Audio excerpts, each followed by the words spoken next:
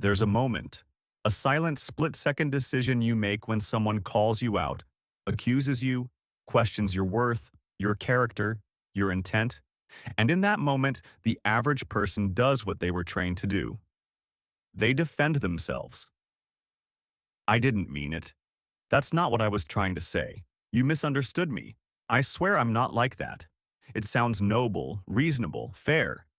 But to Machiavelli, it's the moment you lose everything, because the second you defend yourself, you admit you're weak. Enough to need to. And in power games, perception is everything. If they see you flinch, they don't see a victim. They see blood. This is the brutal law Machiavelli understood before anyone else. The man who defends himself lowers himself. The man who doesn't forces the world to defend him instead. Let's get one thing straight.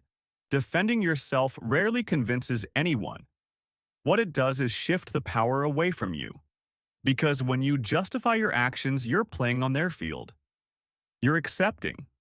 They're framing. You're saying without realizing it, you have the authority to question me. And once they have that, they own the narrative. Even if you're right, you still look guilty because only the weak rush to explain. The strong, they let the silence burn. They let the accusation float untouched because they know the real move is this. Turn the accusation into a mirror. Make them doubt themselves. Make them look too emotional. Make them look obsessed, bitter, unstable. Because the one who speaks first often loses control of the frame. And Machiavelli knew whoever controls the frame controls the outcome. Most people defend themselves because they want to be understood. They believe if they just explain enough, clarify enough, repeat themselves enough, they'll be vindicated. But that belief comes from a place of emotional weakness, not strategy. You don't want clarity. You want control. Clarity is for therapy. Control is for power. And power doesn't come from being understood. It comes from being feared, respected, and untouchable. So when someone calls you arrogant, cold, selfish, manipulative, and you immediately say, "No, you don't understand," you've already lost because now you're reacting. Now you're proving you care. Now you've put the ball in their court. And when you do that, you give up the most Machiavellian thing you have: mystery. Think of the most powerful people you've ever encountered. Not the loudest, not the most liked. The ones who held silence like a weapon. The ones who made you second-guess yourself just by staring. The ones who, when attacked, never flinched. Machiavelli would tell you this. He who explains submits. He who remains silent forces others to fill in the blanks, and they often overestimate him. That's the game. When you don't react, they get uncomfortable. They start doubting their own words. They look around for validation and find none. Suddenly, their power shrinks while yours expands, because you've done the one thing no emotional person can: handle. You made them talk to themselves, and that's how you flip the power. You let their accusation die in the echo of its own weakness. Let's go deeper. You walk into a room. Someone throws shade, subtle or direct. Maybe a jab at your success, your attitude, your past.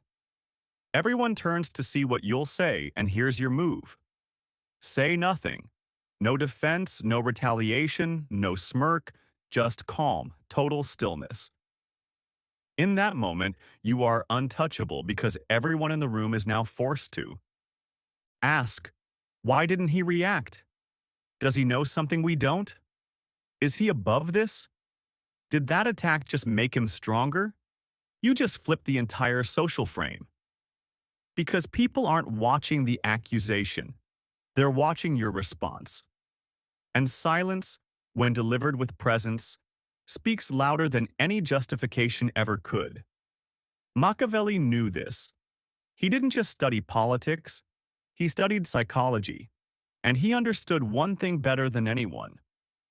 Power isn't what you say, it's what people believe you could say but choose not to. Now, here's the coldest move of all. Sometimes you don't just ignore the accusation, you invert it. Someone calls you manipulative.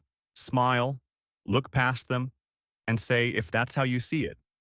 Not defensive, not apologetic, just cool, neutral detachment. What happens? They scramble because they were hoping for a fight. They were hoping to watch you squirm. Instead, they're left holding their own weapon. That's when the guilt sets in on their side. They start wondering if they overstepped, if they embarrassed themselves, if they look insecure now. And guess what? They do. You just took the energy they threw at you and made them carry it without lifting a finger. There's a moment when silence becomes unbearable. Not for you, but for the one who expected a reaction. That's when the tables turn. They thought they were the accuser. Now they're exposed as the one begging for attention.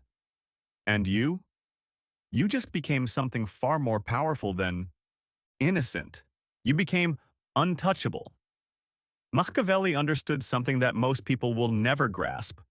Words are not to clarify truth, but to obscure it. And when someone attacks you subtly or directly, they want you to fight the fog. They want to drown you in emotional explanation because the more you explain, the less certain you appear. So instead, let them fill the silence. And what happens? They overplay. They repeat themselves. They start looking desperate, emotional, unstable. You said nothing, but now they're the one under. Judgment because the crowd isn't listening to what's being said. They're watching who's calm and who's rattled. That's social power. And it doesn't come from being right. It comes from being untouchable. Let's say you're in a business meeting. Someone subtly undermines you, says, "I'm not sure that strategy is really thought through." Or he always has these bold ideas. They're looking for a reaction. They want you to bite. What do most people do? They lean forward. They explain. They prove. They clarify. They get nervous. The room smells it. But the Machiavellian operator, he leans back. He waits. Maybe even smirks. And if he speaks, it's not a defense. It's a redirect. Let's hear your strategy then. Now the attacker has to perform and the room flips. Suddenly they are being evaluated. They are under pressure because silence from the confident is accusation without words. It makes people feel small without you doing anything. In romantic or personal relationships, this is even more dangerous. Say your partner says, "You don't care about me anymore." The average person will panic. They'll launch into explanations, reassurances, defenses, and in doing so, they validate the emotional frame. But the Machiavellian approach is different. You don't dismiss them. You don't argue. You let the weight of the accusation hang. You watch them feel their own drama echo in the space. Then with calm, you respond, "That's not how I see it." Short, grounded, no explanation, no justification. Now they feel uncertain. They question their own tone. They wonder if they were too reactive because in that moment you held power over what matters most, the emotional tempo. And whoever controls the tempo controls the frame. There's a deeper tactic, and it's even colder. Don't just remain calm when accused. Disappear. Someone insults you, don't reply, don't respond, don't acknowledge, but don't block them either. Let your absence sit like a mirror. Let them sit in the silence of being ignored. This breaks people in two ways. They realize you didn't even deem them worthy of a response. They start spinning internal narratives, and most of the time it destroys their composure. Why? Because the average person survives on emotional validation. Even in conflict, if you take that away, they wither. They spiral, they post more, they talk to others, they try to bait a reply. And with every new attempt, they look weaker, more obsessed, more unhinged. All while you remain perfectly still. And that's when you win. Not because you proved anything, but because they destroyed themselves trying to get a reaction from you. Here's where it gets elite. Instead of defending yourself when attacked, make their accusation look like a sign of weakness. Someone calls you arrogant. Strange that confidence makes people so uncomfortable? Someone says you're manipulative. Only people who can't be influenced say that. Someone calls you fake. Everyone says that when they stop getting what they want. You don't just deny the accusation, you make it their insecurity. And now they're the ones scrambling to defend themselves.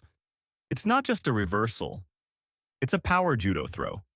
You used their own emotional force and turned it into their public collapse. Machiavelli would call this the turn of the blade.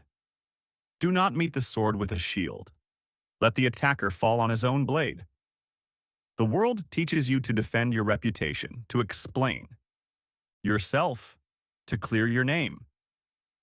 But Machiavelli saw the trap. He knew that the moment you chase innocence, you admit guilt. So the true strategist never plays that game. Instead, he appears too composed to be shaken, too elevated to care, too clear on his position to explain it. And slowly those who try to tear him down start looking unstable, reactive, jealous, weak. Because the more you defend, the more it looks like you need to. But the more you ignore, the more dangerous they assume you are. And that assumption is where power is born. Most people think power is about proving yourself. Proving you're right, proving you're not what they say you are, proving you're better than their perception. But Machiavelli would smirk at this because the second you try to prove anything, you've already declared the other person's judgment valid. And when you hand someone that validation, you hand them your leash. Let's say you're in a group, a social setting, a dinner table, a meeting. Someone throws a public jab. You always act like you know everything. Oh, he's always like this. I guess being humble isn't your thing. What do most people do? They tense up. They try to laugh it off. Or worse, they respond with an explanation, trying to smooth it over, and they think they're saving face. But what they're really doing is confirming that a hit was landed. Now everyone's watching the defense, and that alone makes the original jab look true. Here's what the Machiavellian does instead. Pause. Hold silence for just 2 seconds. Scan the room, not with aggression, but with quiet amusement. Then, and only if needed, offer something calm, precise, and dismissive. You seem emotional today, or interesting take, or nothing at all. Just a long, still gaze. What happens next is predictable. The attacker shifts, they fidget, they look for backup, they try to explain their joke. They feel the heat of the room shifting onto them because your lack of reaction just told the room something louder than words ever could. You're not the one under judgment, they are. In the digital arena, things escalate even faster. Comments, posts, call-outs, DMs, people trying to bait you into reacting. Here's the truth Machiavelli would burn into your mind.